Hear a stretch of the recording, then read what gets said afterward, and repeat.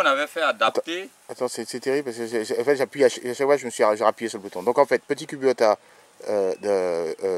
fabriqué sans doute au Brésil. Oui. Qui fait 14 chevaux. 14 chevaux. Qui est destiné à des parcelles plus petites pour faire les légumes.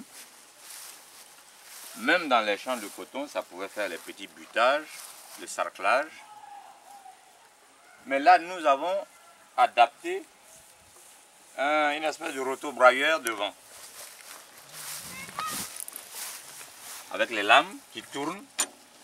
Et en tournant, ça coupe les herbes. Et je fondais beaucoup d'espoir là-dessus parce que on savait que dans les plantations de palmiers, il faut faire le tour de l'arbre.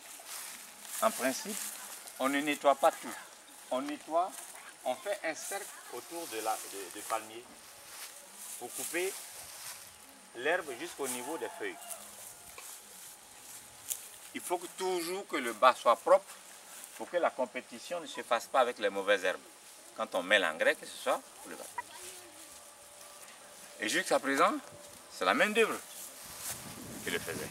Et cette main d'œuvre, elle est essentiellement extérieure. Alors, premièrement, il y aura pénurie de main d'œuvre. Deuxièmement, la main d'œuvre va augmenter. Parce que cette main d'œuvre qui travaille avec sa machette, la productivité est très faible. Simplement, c'est la même surface que le manœuvre fait depuis 20 ans ou 30 ans. Mais son salaire, lui, il a augmenté. Et comme le coût du produit n'a pas suivi, petit à petit, votre main-d'œuvre commence à devenir de plus en plus chère. Et elle va devenir même un jour rare. Alors, en prenant un motoculteur et en adaptant une faucheuse, viens mettre en route, on va voir si on peut faire un essai. Alors, je me suis dit, on peut utiliser de deux façons. Soit il fait le tour. Il fait le tour de l'arbre. Ah, mais il faut faire quoi pour t'aider? Non, c'est bon. Il n'y a pas besoin de...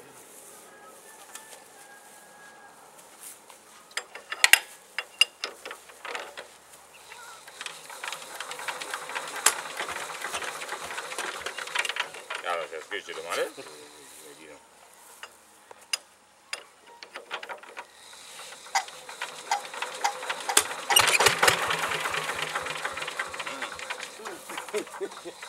C'est trop.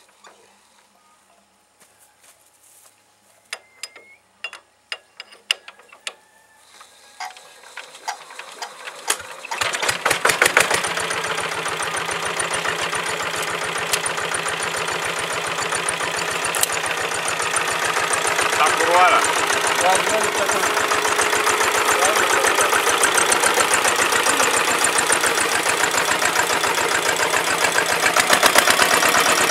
Alors, il faut essayer de faire le tour. D'accord.